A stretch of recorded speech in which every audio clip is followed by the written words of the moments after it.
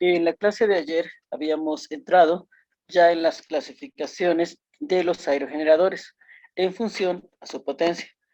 Recordemos que cuando hablamos de clasificación tenemos dos grandes grupos.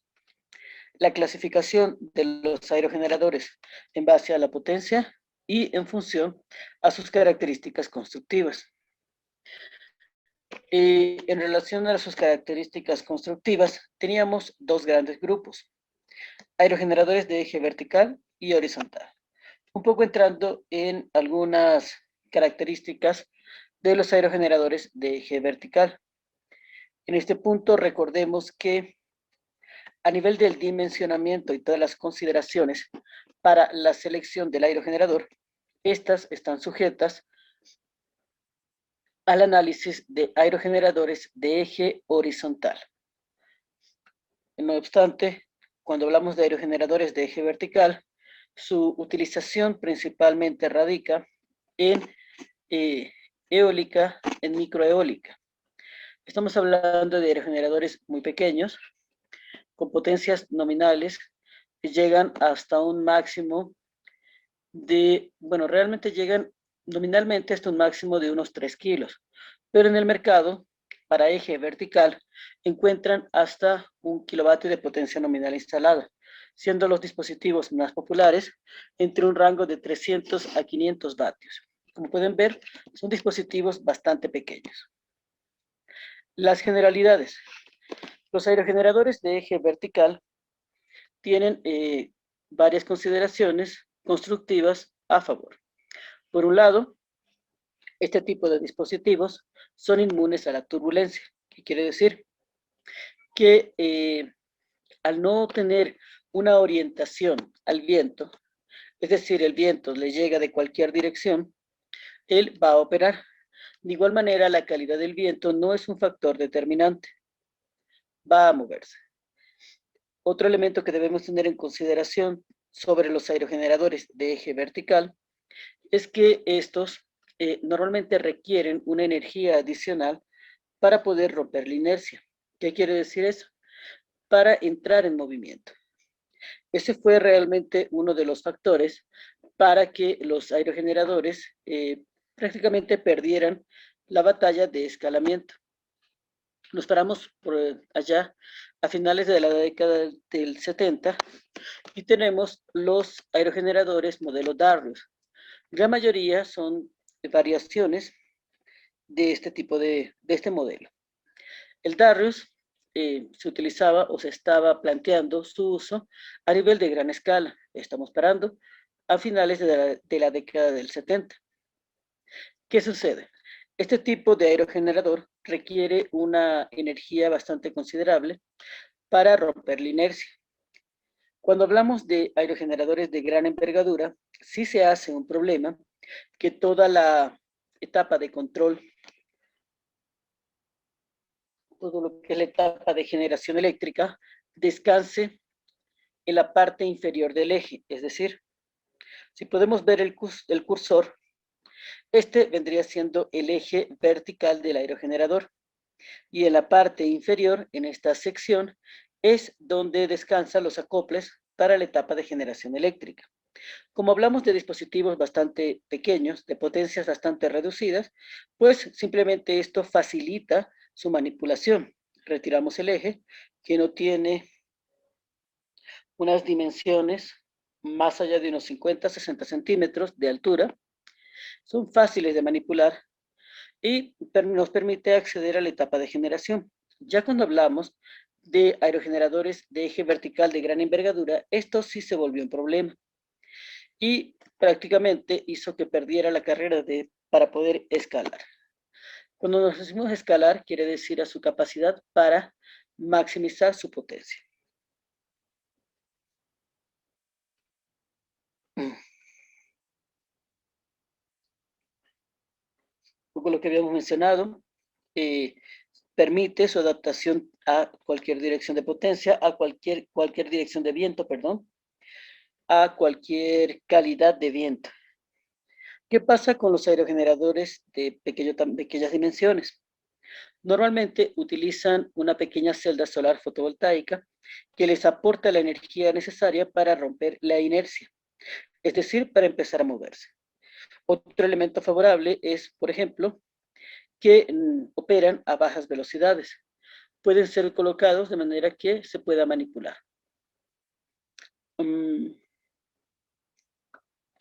Otro elemento a considerar en este tipo de dispositivos, aerogeneradores de eje vertical,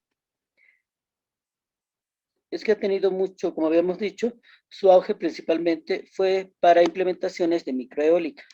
Uno de los puntos donde se ve este tipo de implementación es para el mobiliario urbano. ¿Qué es el mobiliario urbano? Son todos estos aditamentos que tienen las ciudades para hacerlas mucho más amigables en su convivencia, como por ejemplo, amigables y seguras. Como por ejemplo tenemos lo que es alumbrado público, lo que es señalética, semáforos, señalizaciones, áreas comunes. Todos estos aspectos han tenido un auge bastante interesante en relación al uso de los aerogeneradores de eje vertical, por lo menos a nivel de alumbrado público, considerando que cada poste de alumbrado tiene una energización independiente, pues la eólica de eje vertical ha sido bastante práctica en su utilización. Tampoco requieren grandes alturas, operan a bajas velocidades. Las imágenes que están viendo son variantes, modificaciones del modelo principal Darrius. No es el único modelo de eje vertical, pero sí es uno de los más difundidos. Un poco, aunque es obvio, ¿qué aspectos no considera? Este tipo de dispositivos no tienen ningún tipo de aditamento que le permite reorientarse a la dirección del viento. Es decir, por ejemplo, no tienen vela, no tienen veletas, no tienen cola. ¿Qué pasa con el sistema de frenado? Estos dispositivos, por norma, contemplan un sistema de frenado y un sistema de desacople. Sí lo tiene. Pero realmente su operación es a muy bajas velocidades.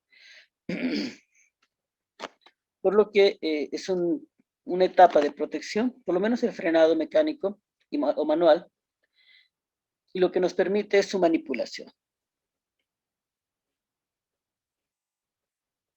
Algunas variantes. Habíamos mencionado que el modelo anterior son variantes o son variaciones, modificaciones del modelo original Darrius.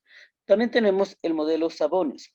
Este tipo de modelo, como pueden ver, no es más que una sección circular que tiene que tiene una sección interna que genera como una S, que forma una S. Este tipo de dispositivo realmente es uno de los aerogeneradores de eje vertical más utilizados y más antiguos. Lo van a ver en gran cantidad, o lo veían anteriormente, en gran cantidad de dispositivos. ¿Cuál es su uso principal? Su uso principal no es para generación eléctrica, porque sus velocidades alcanzadas son muy bajas. Además, si nos vamos a aspectos de transformación energética, este dispositivo como tal no es el más eficiente. ¿Por qué? Porque tiene pérdidas en el centro de su eje. Al tener un punto en el que el viento se encuentra, se anula con relación a las secciones internas. Por ejemplo, si pueden ver el cursor, estas secciones internas de ambas caras del aerogenerador, me fui. En estas secciones internas, a ver si tengo, en esta sección intermedia, tanto de esta ala como de esta ala, el viento se encuentra y se anula. ¿Qué quiere decir? Que pierde velocidad, entonces se genera una fuerza en este punto céntrico. El Sabonis, perdón, ha tenido variaciones que le ha permitido superar un poco ese aspecto. Uno es hacer un centro hueco y dos, generar un centro en espiral. El centro en espiral ha permitido, por ejemplo, ha sido uno de sus modelos más eficientes, ha permitido que las fuerzas no se anulen y maximicen el nivel de rotación. Pero este modelo de Savonius, tal como lo vemos, se utiliza principalmente para la molienda o para requerimientos mecánicos.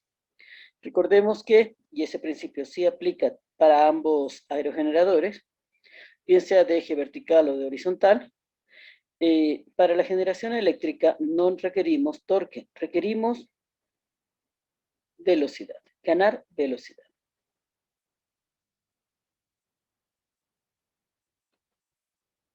Ok.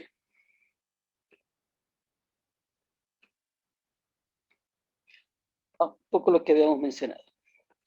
En el punto intermedio, en el centro, es donde tenemos la mayor concentración de fuerzas.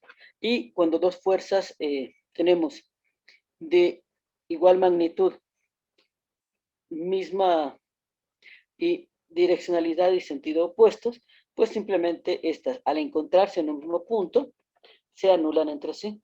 Eso es lo que sucede, o lo que sucedía en el centro del Savonius, del Savonius.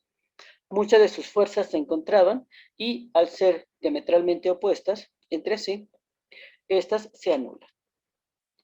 Uno de los, bueno, un poco lo que habíamos mencionado, una de las variantes no está, bueno, más adelante la vamos a ver, es un centro en espiral. En el momento que se hizo estas presentaciones, el Savonius con centro de espiral era un prototipo. No obstante, hoy en día ese modelo ya se encuentra comercializado.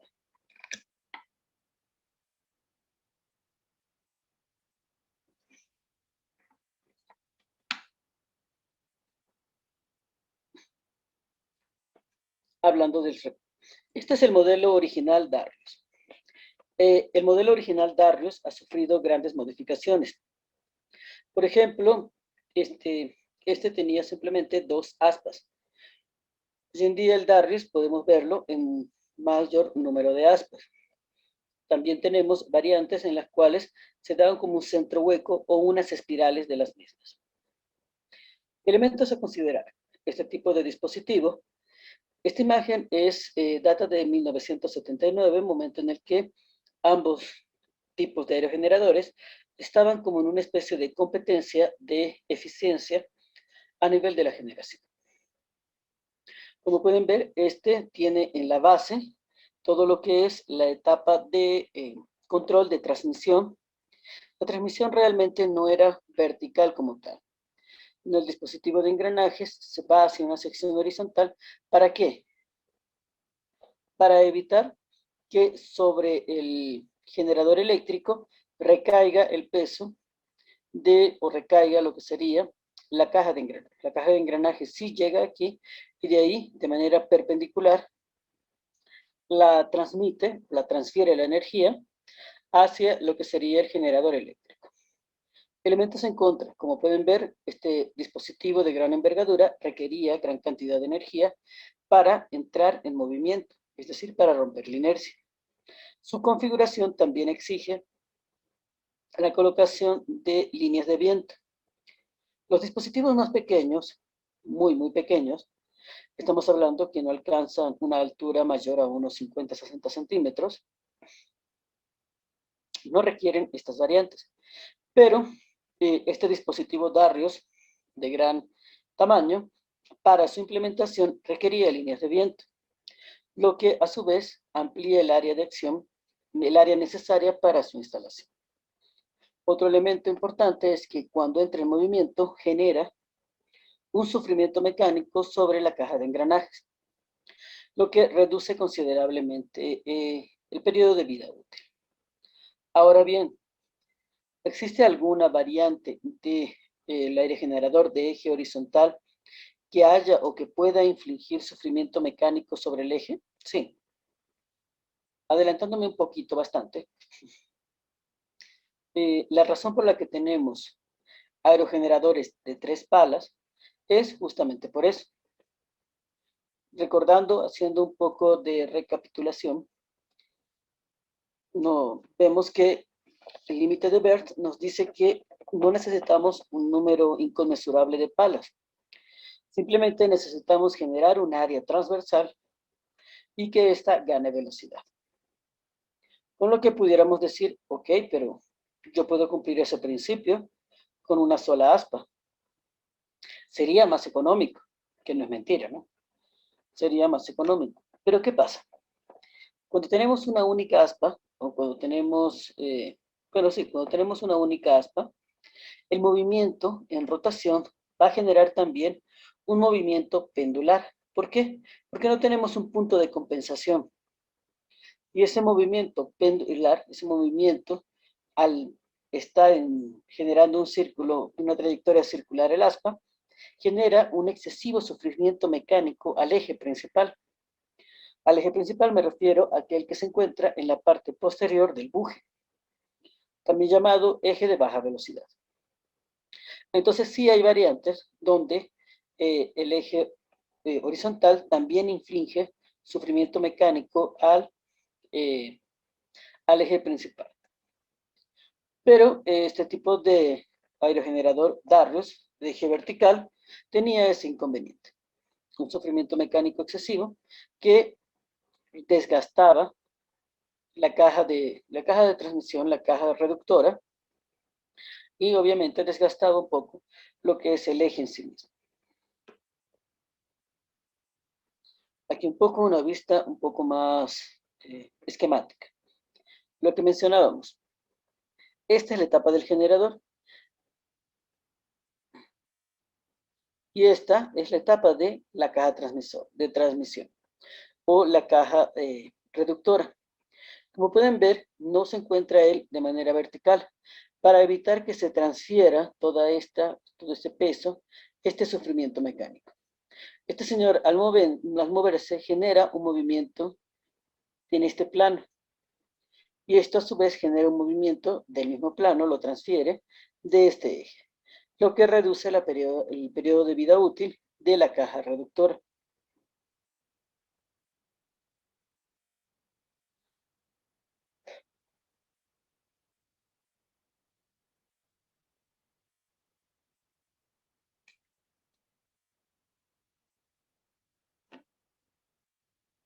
Bueno, un poco lo que habíamos mencionado del par de arranque, requiere inevitablemente una energía adicional para poder entrar en funcionamiento. Para dispositivos de poca potencia, este ya no es un problema. ¿Cómo ha evolucionado el Darius? Como pueden ver, el Darius ha evolucionado considerablemente.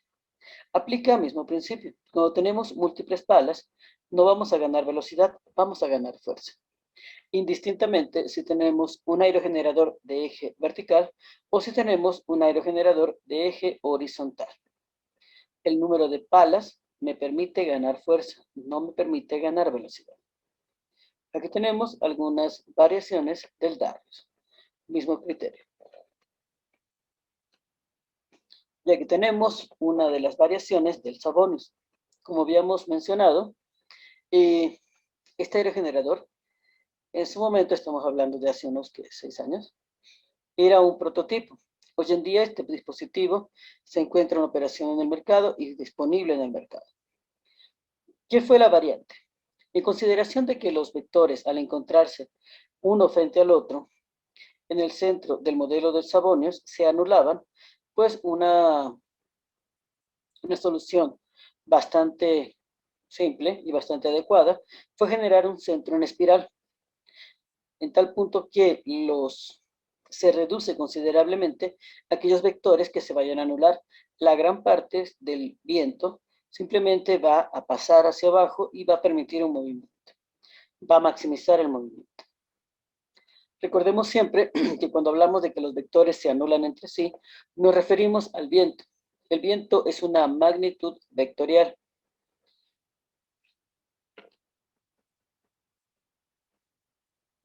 Y los aerogeneradores de eje horizontal, que los hemos visto con bastante detalle.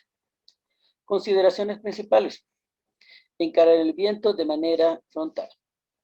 Limitaciones. Requieren orientarse en función al viento predominante. Siempre va a ser necesario. Otro elemento en consideración es que son susceptibles a las turbulencias. Los vientos turbulentos los afectan directamente. Elemento a favor, tienen una capacidad de escalamiento bastante comprobada. Hoy en día los costos de implementación se han reducido, lo que ha permitido la implementación de grandes dimensiones. Como pueden ver, si nos vamos a un principio o un criterio de aerogeneradores de alta potencia, pues este es un terreno exclusivo de los aerogeneradores de eje horizontal. No obstante, si vemos de generación de baja potencia, aquí tenemos un terreno un poco más diversificado, tanto aerogeneradores de eje vertical como de eje horizontal. Otro elemento que habíamos mencionado con anterioridad. Recuerdan que había una foto donde dijimos, este aerogenerador como tal es un poco antiguo y lo retiramos. Eso tenía que ver y que verá un caso bien interesante, porque teníamos un aerogenerador de baja potencia, pero sin cola. Consulta para el auditorio. Si tengo un aerogenerador de baja potencia, sin cola, sin veleta, ¿cómo es que este aerogenerador se va a orientar en relación al viento? Repito la consulta para todos. Si tengo un aerogenerador de baja potencia, sin cola, sin veleta, ¿cómo es que dicho aerogenerador va a orientarse en dirección, al viento predominante? Sus intervenciones vía chat o por el audio. Y nuevamente, bienvenidos todos.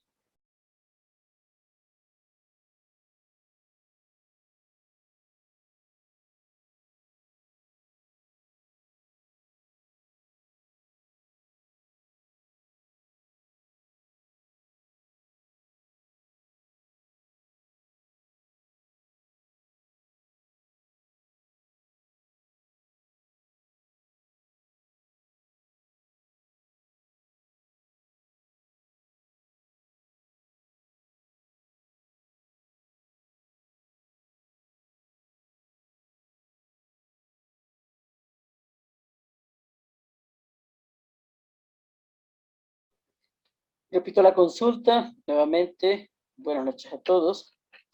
Si tenemos un aerogenerador de baja potencia que no tiene cola, ¿cómo es que éste se pudiese orientar en relación al viento predominante?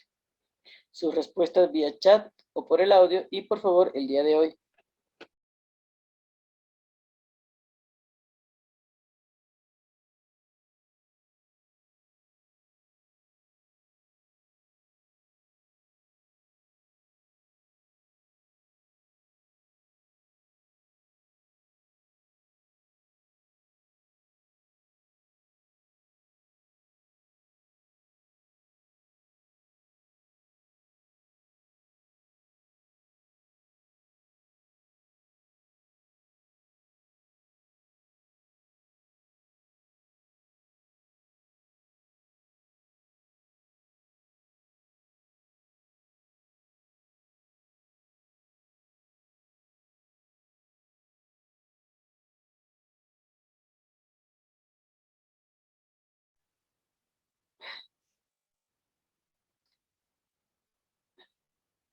Recuerden que las participaciones se están considerando y son importantes.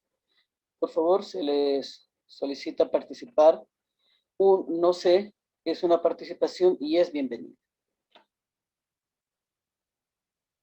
Dándole un poco de respuesta a cómo un aerogenerador sin cola de baja potencia puede orientarse en función al viento predominante.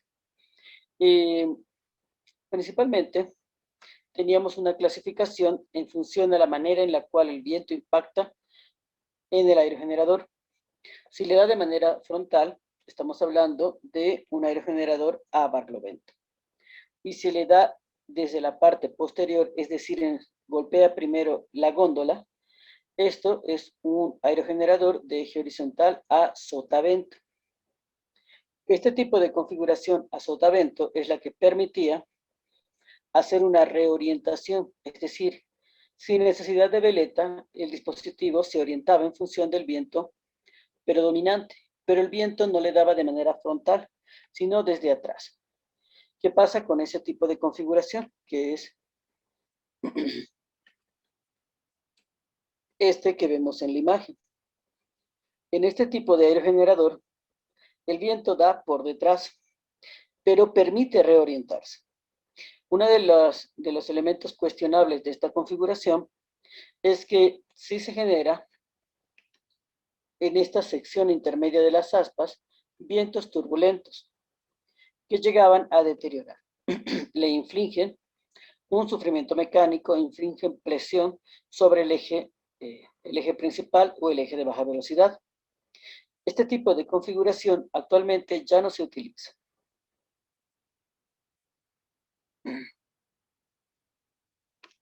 Pero es una de las razones, o esta es la respuesta, de cómo un aerogenerador de baja potencia puede orientarse en dirección al viento predominante sin que tenga cola o veleta.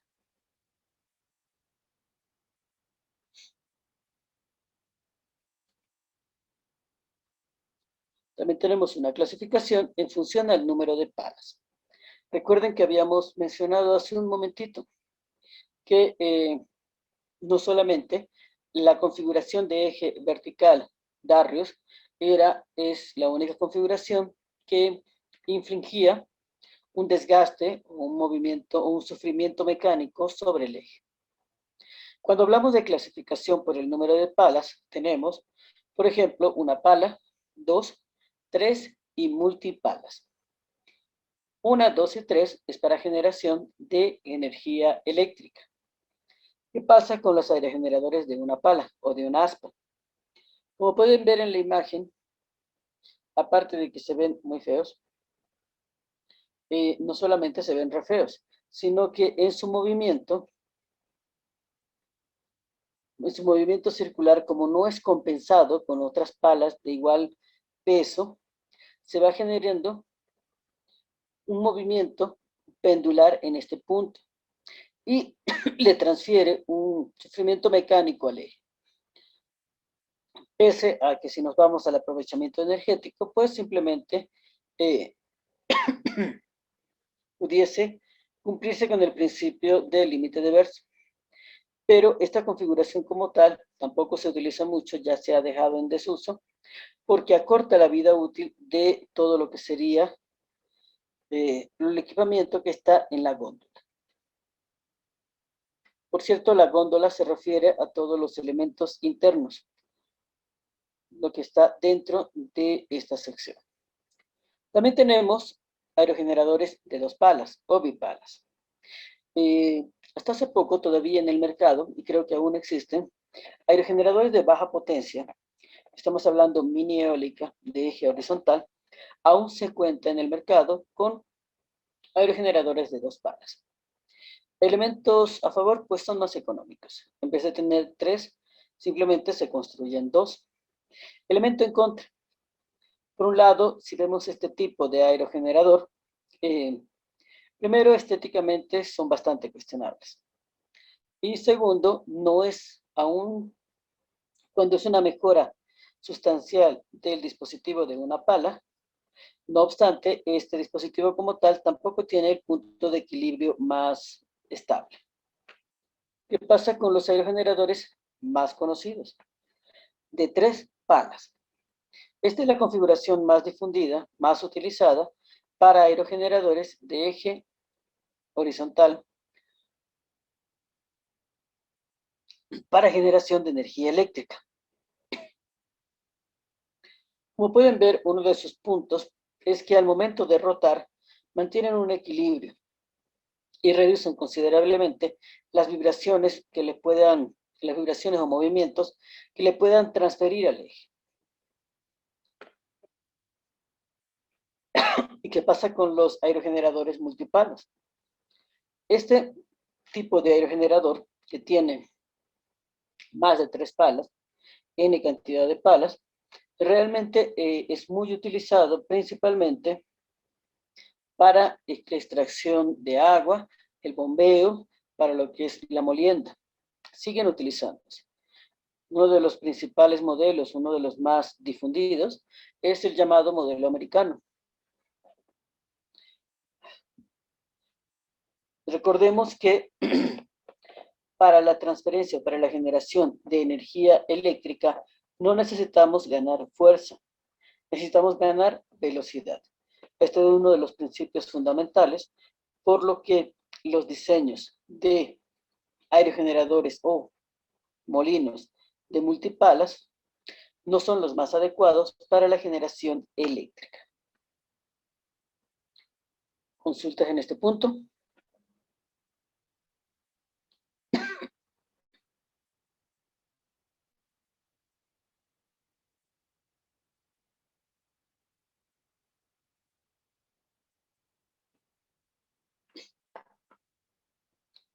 Ok. Dicho eso, entraremos un poco ya en las consideraciones constructivas. ¿Cuáles son las partes del aerogenerador?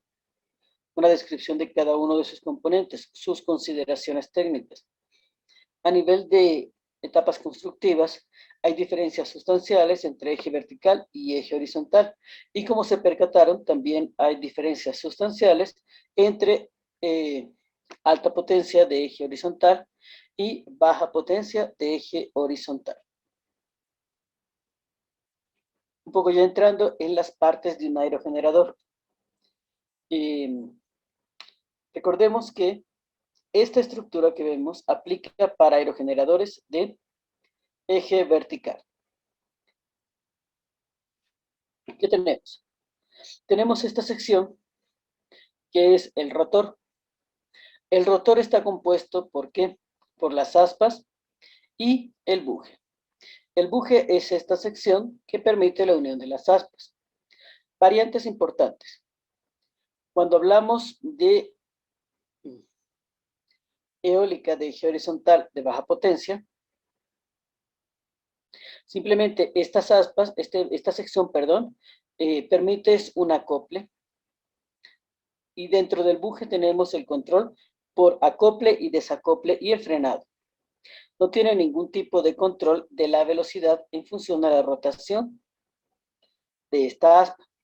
Cuando hablamos de de eólica de alta potencia, que tenemos esta misma sección de rotor conformada por el buje y las aspas, tiene una rotación, es decir, esta aspa se mueve sobre este eje. ¿Para qué? Es un control de velocidad, más adelante, bueno, más atrás, ya vieron, es el llamado pitch stall, que nos permite controlar en función de controlar la velocidad en función de la aerodinámica que pueda proporcionar la posición de las aspas en sí mismas. Tenemos toda esta sección. Toda esta sección completa es lo que se conoce como góndola. La góndola es la que contiene toda la etapa de transformación del aerogenerador. Tenemos esta sección.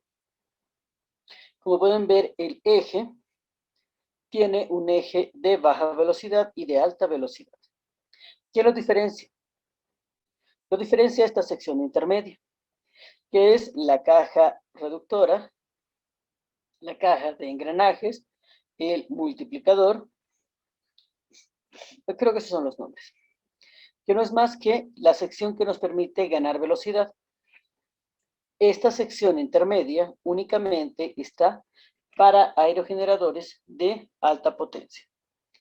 Los aerogeneradores de baja potencia no cuentan con esta caja multiplicadora. Y al no contar con esta caja multiplicadora, obviamente no tienen la diferenciación entre eje de alta velocidad y eje de baja velocidad. Solamente tenemos un único eje llamado eje principal. ¿Cómo controlamos este señor? Este señor es el que a su salida por el eje de alta velocidad va a transferir este movimiento mecánico al generador eléctrico. Esta etapa intermedia se controla a través de estos señores que tenemos aquí afuera, que son nuestra veleta y nuestro anemómetro. La veleta y el anemómetro proporcionan información de la velocidad y la direccionalidad del viento. Obviamente, y la información cruzada de ambos también me proporciona información de la calidad del viento. Todos estos datos van a través de un transductor, son transformados a señales eléctricas, que son las que van a permitir controlar este señal que está acá, la caja multiplicadora, y transferir la energía en determinado valor de velocidad al generador. ¿Por qué tenemos esta etapa de control? Para proteger principalmente al generador eléctrico. ¿Por qué queremos proteger el generador eléctrico? Por cierto que esta etapa también tiene control. Estas dos secciones son controladas tanto por la velocidad del viento, la direccionalidad del viento o la frecuencia de operación del rotor. Ok, ¿de qué queremos protegerlos? Como tenemos un generador, si este va a una velocidad mayor de su nominal, simplemente el dispositivo se destruye. Es lo que en otras partes, no sé si aquí en Bolivia también se lo conoce, como que el generador se ha embalado. Quiere decir que alcanza velocidades tan grandes que simplemente se cortocircuita. Esta etapa, como tal, también difiere. Recordarán que, no sé si lo vimos, que para aerogeneradores de alta potencia tenemos generadores eléctricos de jaula de ardilla. Y para generadores de baja potencia tenemos normalmente aerogeneradores de baja potencia, tenemos generadores de multipolos magnéticos. Una parte importante también del aerogenerador es esta sección que vemos acá, que solamente se asoma un pedacito. Es la torre. La torre varía considerablemente. Modelos base. Como habíamos mencionado en la clase pasada, tenemos torres de celosía, tubulares o torres tensadas. Centrando un poco a nivel, esta es una imagen mucho más,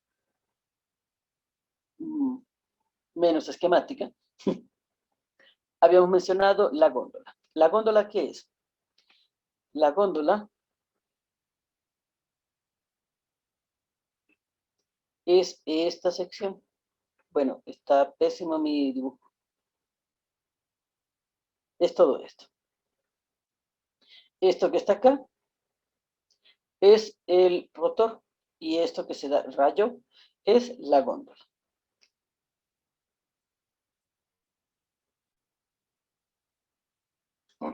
Que habíamos mencionado de la góndola. Contiene todo lo que son la etapa de transformación. Nota importante, cuando tenemos equipamiento o cuando tenemos aerogenerador de alta potencia o de alto gabán, este a su vez tiene una etapa de ventilación, de refrigeración, perdón. Para los de baja potencia tenemos una ventilación forzada.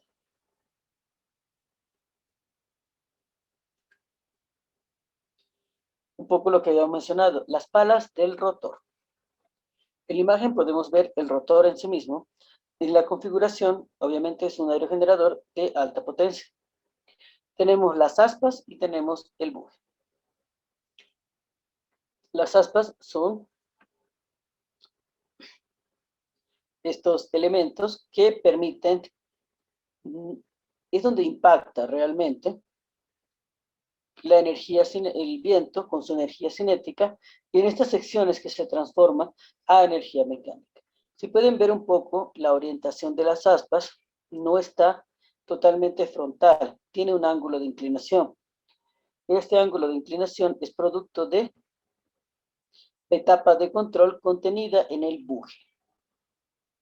En lo que está contenido en el buje varía en función si es de alta potencia o de baja potencia.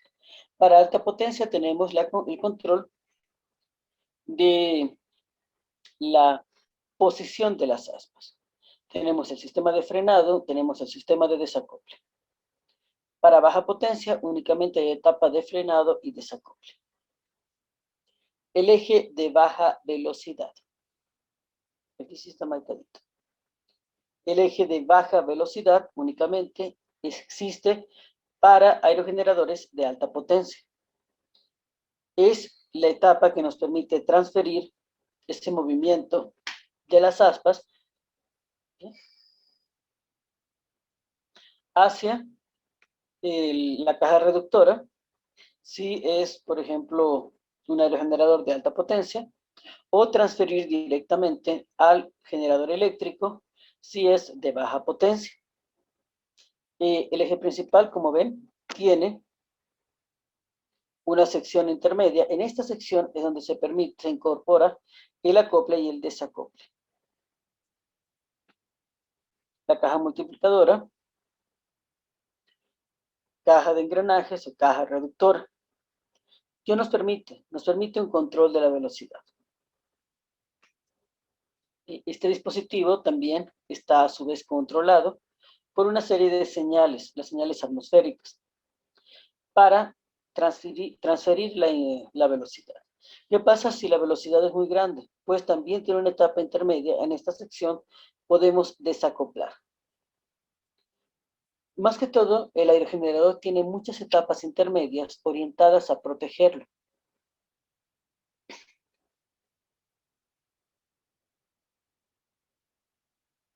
Con un poco lo que... Freno mecánico.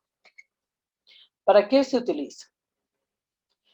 Recordemos que tenemos dos situaciones bien importantes que exigen o que van a requerir que el aerogenerador se frene, se detenga. Por un lado tenemos vientos que pueden poner en riesgo. Mucha velocidad, necesitamos un frenado. ¿Para qué? Para evitar que se transfiera energía hacia o la caja reductora o el generador en sí mismo. O también tenemos vientos turbulentos. O también requerimos hacer mantenimiento o el montaje o desmontaje del aerogenerador. Todas estas situaciones requieren inevitablemente que el dispositivo se detenga. También para aerogeneradores de alta potencia se utiliza un freno, se detiene totalmente cuando se hace la reorientación en función a los vientos predominantes. Recordemos que los aerogeneradores de alta potencia van a estar instalados en una única dirección, pero el viento no va a soplar siempre en una única dirección.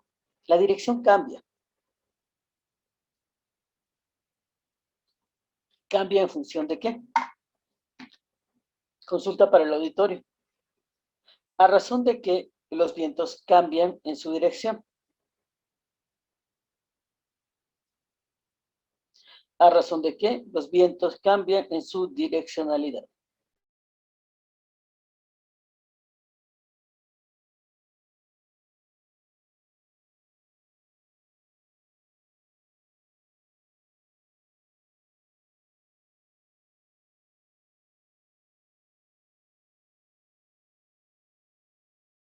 Sus respuestas vía chat o por el audio. Por favor, se les sugiere participar.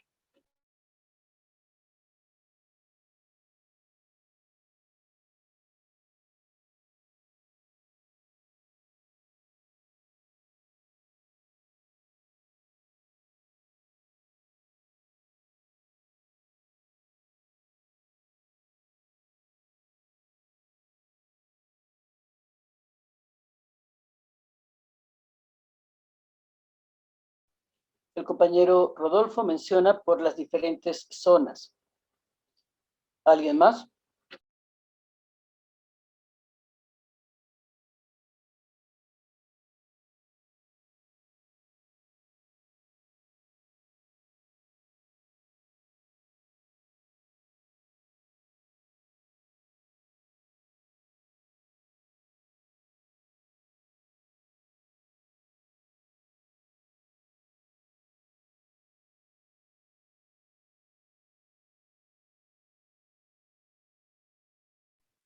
Compañero Jeremy menciona a razón de algún obstáculo.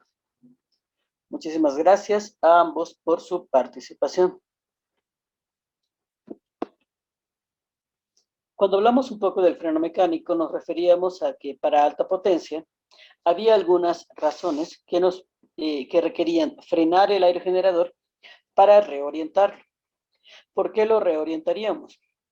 Porque el viento, la direccionalidad del viento va a cambiar. La direccionalidad, no la calidad. Cuando hablamos de un cambio en la calidad, es que tenemos un viento turbulento. Estas situaciones pueden darse o por variaciones térmicas o por obstáculos. ¿Qué pasa con el viento, la dirección? ¿Por qué puede cambiar? Tenemos los llamados vientos estacionales. Realmente tenemos vientos estacionales, vientos locales, vientos globales. Los vientos estacionales cambian en función del periodo del año. Es por eso que habíamos mencionado que el aerogenerador requiere reorientarse. Y es una de las razones en las que se utiliza el freno mecánico. Aquí un poco una imagen interna de un aerogenerador de alta potencia. El generador eléctrico. Esta es la parte que nos permite transformar la energía mecánica, la energía motriz, en energía eléctrica. Cuando los utiliza, ¿qué tipo de aerogenerador? Aquí vamos a tener diferentes variantes, como dijimos hace un momento. El aerogenerador para equipos de alta potencia son aerogeneradores de inducción, generadores, perdón, de jaula de ardilla. Y para etapas de baja potencia tenemos generadores de multipolos magnéticos. La orientación. Cuando hablamos de la orientación, hacia dónde va a estar posicionado, todo lo que son los procesos de orientación, de reorientación, automática se da para eólica de baja potencia. En eje vertical, en eje horizontal, ¿qué quiere decir? Tenemos principalmente la cola. Absolutamente, hoy en día, todos los aerogeneradores de baja potencia orientados a barlovento requieren y tienen una cola o veleta. ¿Qué les permite qué? Les permite orientarse en función al viento predominante. En este punto, no sé si la imagen siguiente, no. En esta base, en esta sección del aerogenerador, es una de las partes que se ve más desgastada. Por lo menos en nuestro caso, llevándolo un poco más hacia casos del mercado conocido, utilizamos aerogeneradores de baja potencia por NAE en 3 gamas. Teníamos 12, 20 y 30 vatios de potencia nominal. Este tipo de dispositivos tienen autorregulación, tienen etapas electromecánicas y se reorientan. Obviamente tiene su colita que le permite reorientarse en dirección al viento predominante. También esta sección es la que se ve afectada cuando tenemos un proceso de frenado o de protección ante el viento. Esta sección aquí es donde tenemos una especie de cojinetes, una especie de engranajes. Esta es la sección que más se deteriora y se ve afectada en los aerogeneradores de baja potencia. ¿Qué pasa con alta potencia? ¿Qué mecanismo de orientación utiliza? No es un mecanismo automático, se va a orientar al viento predominante por lo menos 1 o 2 veces al año, no más. La refrigeración. Esta imagen por lo menos nos permite dar una idea bastante clara de las dimensiones que tiene un aerogenerador de alta potencia.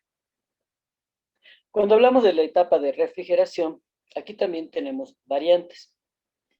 El aerogenerador se va a calentar. El generador eléctrico realmente tiende a calentarse. Si tenemos vientos turbulentos, tenemos toda una etapa que está frenándose, está oponiéndose a la transferencia de esa energía cinética en energía mecánica. Pero si no se está transfiriendo como energía mecánica, ¿qué le está pasando? Se transforma en energía calórica. Entonces, en esos puntos, el calor aumenta considerablemente. Este tipo de dispositivos, los aerogeneradores de alta potencia, tienen o poseen una etapa de refrigeración. Una etapa de refrigeración, ¿para qué? Para mantener las bajas temperaturas adentro y la funcionalidad. Recuerden que también tenemos etapas no solo electromecánicas, tenemos etapas electrónicas. Y a altas temperaturas, todo dispositivo electrónico que tiene una velocidad de respuesta muy alta, también es muy susceptible a las interferencias o fallos por temperatura. ¿Y qué sucede con la refrigeración para eólica de baja potencia? Pues simplemente es una refrigeración en función al viento que lo atraviesa. Es una circulación forzada del viento y permite bajar su temperatura. Realmente estos dispositivos se calientan muy poco, ya que sus sistemas de frenado pues son bastante variados. Algunos elementos, el anemómetro y la veleta. ¿Para qué se utiliza el anemómetro y la veleta? Pregunta para el auditorio. ¿Para qué se utiliza el anemómetro y la veleta en los aerogeneradores? ¿Para qué Ingeniero, el anemómetro y la veleta? el anemómetro eh, para medir la velocidad del viento Compañero y la Jeremy, veleta para... no.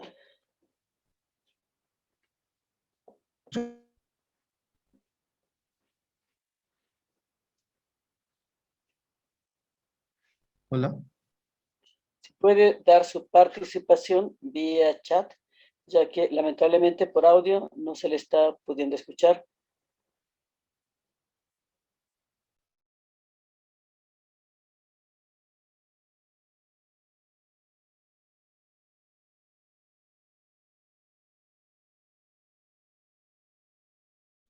Compañero Jeremy, nuevamente se lo invita a que plantee su participación vía chat. Muchas gracias. Ok. Menciona que la veleta es un instrumento para definir la dirección del viento y el anemómetro, obviamente, para su velocidad. Muchísimas gracias. Pero adicionalmente, estos dispositivos en el aerogenerador cumplen una función. ¿Recuerdas cuál era la función que cumplen estos dispositivos en determinados modelos de aerogeneradores?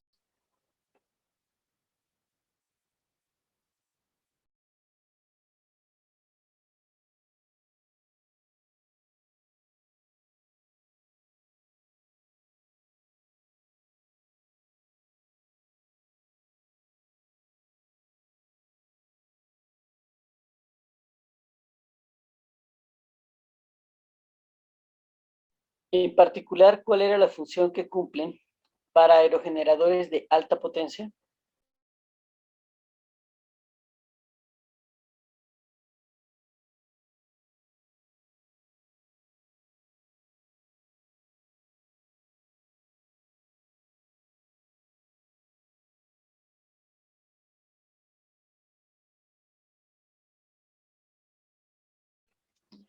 ¿Ok? Estos dispositivos cumplen una doble función. Los datos que obtienen de la velocidad del viento. El compañero Jeremy menciona para definir los estudios previos de dirección y su mayor aprovechamiento. Muchísimas gracias al compañero por su participación. Eh, tenemos dos etapas cuando hablamos de aerogeneradores de alta potencia. Tenemos una primera etapa, recuerda, la llamada exploratoria.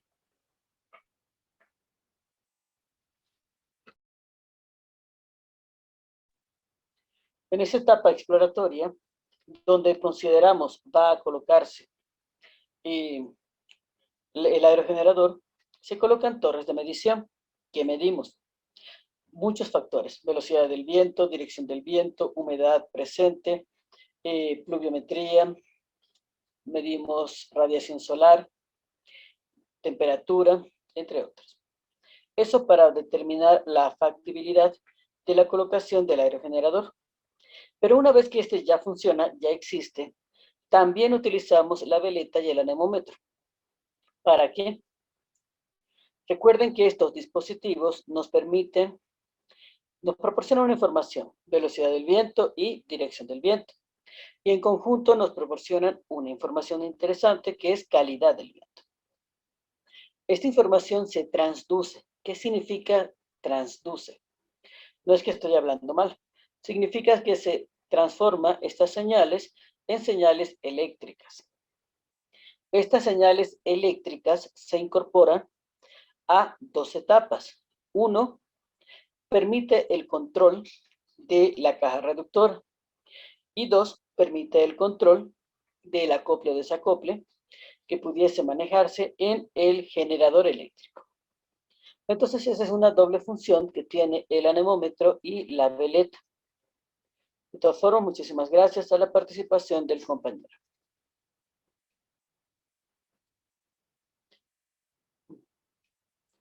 La torre. La torre es un elemento bastante importante, tanto para potencia como para eólica de baja potencia. ¿La torre qué permite? Bueno, permite primero darle soporte a todo el aerogenerador como tal, siendo el primer contacto con la góndola. Cuando hablamos de torres de alta potencia, dentro de ella nos permite el acceso al aerogenerador. Y para eólica de alta potencia, pues la configuración más común, más utilizada, son las torres tubulares. Ahora bien, ¿todas las torres son tubulares? No. Como podemos ver, tenemos torres tubulares, tenemos torres de celosía, como estas de la imagen, son torres de celosía. Tenemos torres de mástil tensado y tenemos torres mixtas. La torre tubular, la más utilizada para eólica de alta potencia. ¿Qué permite? Permite el acceso a partir del tránsito dentro de la torre. ¿Qué pasa para eólica de baja potencia? Para eólica de baja potencia o microeólica, pues simplemente es un poste. El uso de la torre tubular como tal no es la más recomendable para eólica de baja potencia. Ahora bien, pero si tenemos esta torre con unos tensores, unas líneas de viento, ya estamos hablando de unas variaciones. La torre de mástil tensado. Ok, pero ¿y cómo levanto la torre? Si nos vamos un poco, no tengo imagen. Si nos vamos un poco a la imagen de una torre X.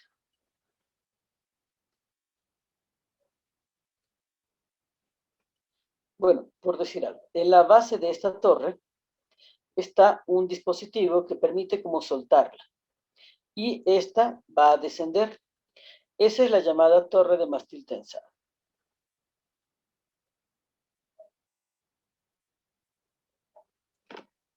Muchos dispositivos de baja potencia lo utilizan. Por ejemplo, lo pueden ver, lo pueden adquirir como parte del aerogenerador en la empresa Excel americana. Proporciona este tipo de configuración. Realmente, para nosotros es bastante, es complejo su manipulación.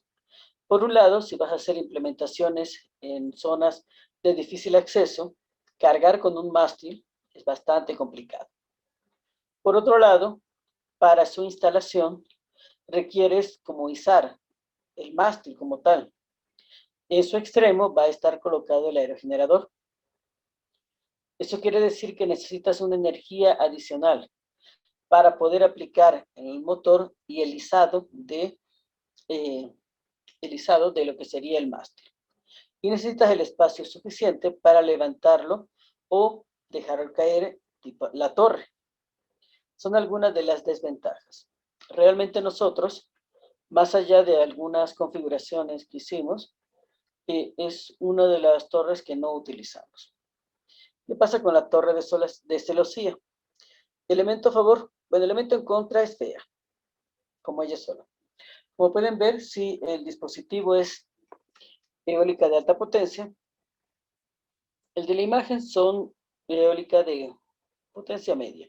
Estamos hablando de generadores bastante pequeños para ser de alta potencia de unos 650 vatios pico. Es bastante poco. Pero la torre de celosía, para aerogeneradores de mayor envergadura, pues su base se hace mucho más grande. Para baja potencia es ideal. ¿Por qué? Por lo menos para nosotros fue bastante adecuado. Nos permite el traslado. ¿Qué quiere decir? Que no vamos a transportar toda la torre armada. Se transportan sus secciones. Al transportar sus secciones son mucho más fáciles de llevarlas de un sitio a otro. Es más, si van a tener que hacer un acceso que requiere una semana, por ejemplo, de ir de navegación, cargar con estas secciones es mucho más práctico. Y se arman en sitio. El acceso al aerogenerador a través de la torre permite al operario para generadores de baja potencia acceder al aerogenerador y descenderlo. Es muy práctico. Y las torres híbridas o mixtas son aquellas que utilizan dos o más de uno de los criterios. Por ejemplo, una torre de mástil, una torre tubular, pero que contiene o que tiene líneas de viento, perdón. Es una torre mixta. El sistema de pararrayos. Todo aerogenerador debe tener un sistema de pararrayos. ¿Para qué? Para proteger. Recordemos que el aerogenerador pues, normalmente se instala en una parte elevada para evitar los obstáculos. Entonces va a ser la parte metálica más elevada que de paso tiene una inducción electromagnética. O sea, la posibilidad de que le caiga un rayo es bastante elevada. El sistema de pararrayos lo que es un dispositivo que nos permite proteger el aerogenerador. Lo protegemos en este caso de las descargas atmosféricas. Recordemos que cuando hablamos de descargas atmosféricas, no solamente proteges el equipo de la descarga directa. Estos sistemas, o una descarga como tal, va a ser capturada en el mejor de los casos por el pararrayos, se lleva a través del cable del conductor, se lleva a tierra, se distribuye gran parte, pero existe una corriente de retorno. Esta corriente de retorno debe ser capaz de no dañar el dispositivo. Entonces, por eso, cuando se hablan de este tipo de configuraciones, la configuración, el diseño del mismo, tiene lo que llama un área de seguridad. Esa área de seguridad se puede diseñar o dimensionar a través de la metodología de cono o de esfera, que nos proporciona alrededor del pararrayos una sección de protección. Ahora bien, punto y aparte también, este sistema de pararrayos debe estar colocado a un sistema de puesta a tierra único. ¿Qué quiere decir con único? Que en ese mismo sistema no es que van a pegar, yo tengo un sistema de pararrayos y mi carga eléctrica y electrónica, y voy a pegarlo aquí porque tengo un sistema de puesta a tierra. No, es exclusivo para el uso del pararrayos. No pueden conectar otros dispositivos. Otro elemento que debemos tener en cuenta para los pararrayos es, ok, pero ¿qué pararrayos selecciono? En la imagen tenemos varias variantes. A grandes rasgos, inicialmente hay dos grupos. Pararrayos activos o pasivos. ¿Qué es un pararrayo activo? Un pararrayo activo es aquel que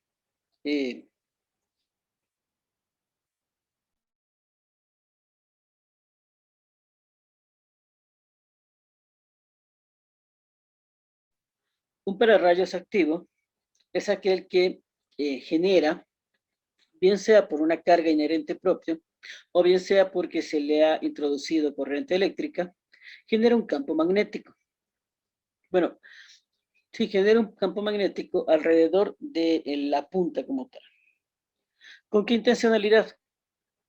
Se espera que la generación de un campo magnético permita una captura mucho más eficiente de la descarga atmosférica. Hay estudios bien interesantes, estudios serios, que dicen que este tipo de inducción no es significativo. Quiere decir que sería un gasto insulso. Y tenemos los pasivos, que no es más que la punta Franklin tal como la conocemos. Es una vara metálica, una punta metálica lo suficientemente elevada que se vuelve un punto más alto para percibir la descarga eléctrica. También tenemos variaciones de la punta Franklin, que es la llamada punta Franklin modificada, como por ejemplo esta sección que vemos aquí.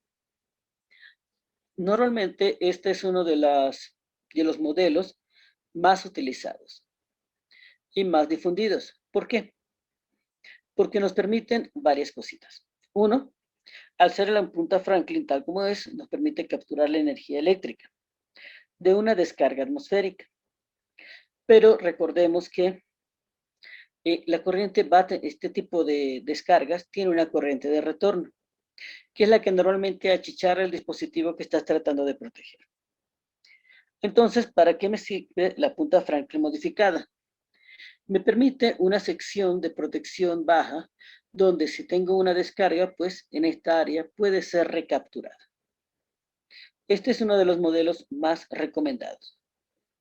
Realmente, de todos los dispositivos de pararrayos, la recomendación sería utilicen una punta Franklin modificada. Dimensionen, preferiblemente sobredimensionen la parte aislante y utilicen un sistema de puesta a tierra exclusivo. El sistema de puesta a tierra exclusivo, obviamente consideren las conexiones que van a hacerlo a través de soldadura exotérmica, dado que es la que mejor soporta el uso de, la transmisión en sí misma de grandes temperaturas y grandes corrientes. La selección del material del sistema de puesta a tierra realmente debe estar orientada a poder limitar la afectación que el terreno vaya a tener sobre el sistema de electrodos. Es decir, no siempre utilicen cobre. Es un poco a grandes rasgos todas las consideraciones que deben tener sobre el sistema de pararrayos. Nota importante. Sistema de energización, incluyendo los sistemas de energización de fuentes renovables, utilizan un sistema de pararrayos. Y obviamente, la energía eólica no está exenta.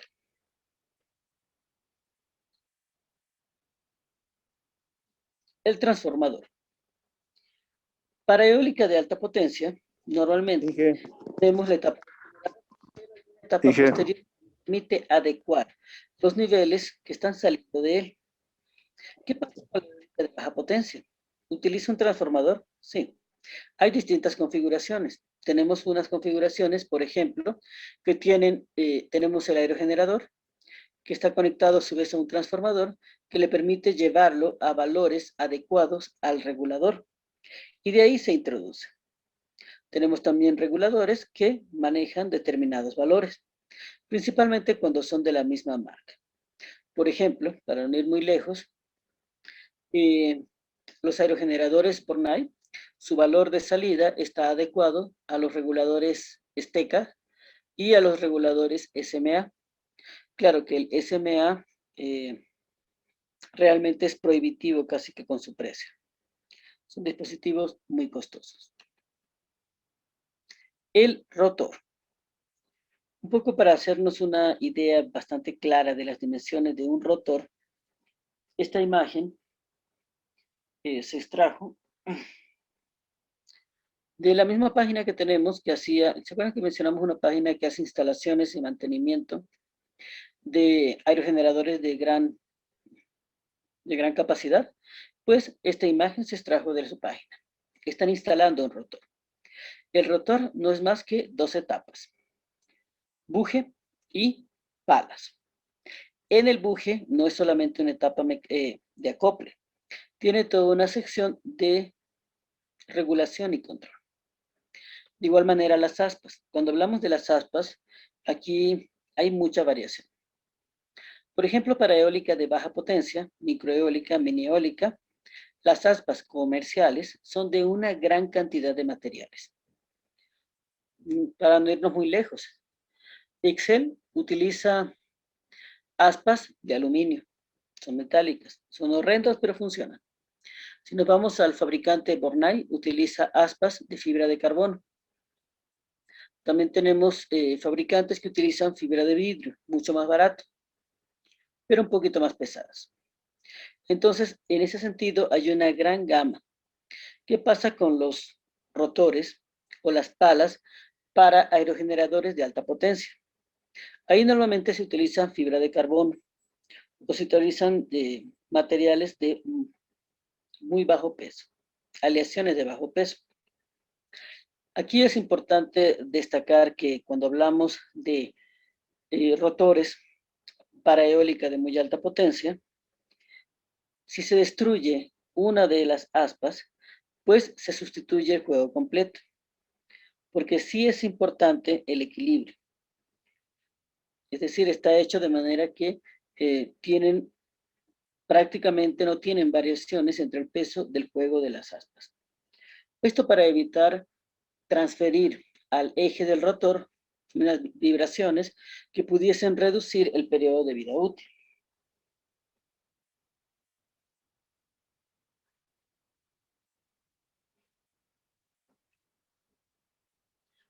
Un poco hablando del rey de Roma. Esta foto fue tomada por nosotros.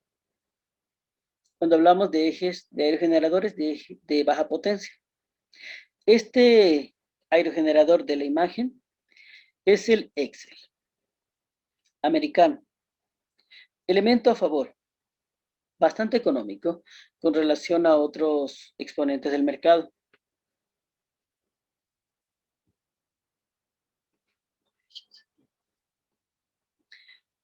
Como pueden ver, sus aspas son de aluminio. Es muy robusto, muy resistente. Este aerogenerador realmente, como dicen de una manera muy sencilla, aguanta maltrato. Si tiene colita, es un aerogenerador de eje horizontal orientado a barlovento. ¿Qué tipo de regulación tiene? Como pueden ver, por ejemplo, su regulación de la aerodinámica es a través de ruptura de cola. ¿Qué quiere decir con ruptura de cola? Si toman un poquito de detalle en esta sección, verán que tiene como un gancho. Cuando la velocidad es muy elevada o es muy turbulento, aquí se rompe.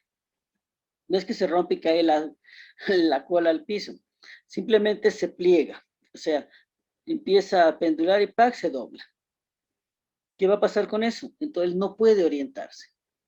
¿Hasta cuándo? Hasta que la velocidad baje del viento y él vuelve a engancharse y queda rígido. Ese es un poco de su control. Se mueve en relación a este eje.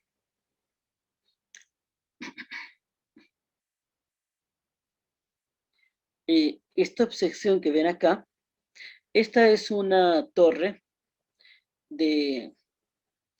tensada. Excel trae consigo normalmente en una torre tensada. Puedes adquirirlo como parte del equipamiento. ¿Qué pasa con relación al rotor? El rotor para este tipo de aerogenerador no tiene,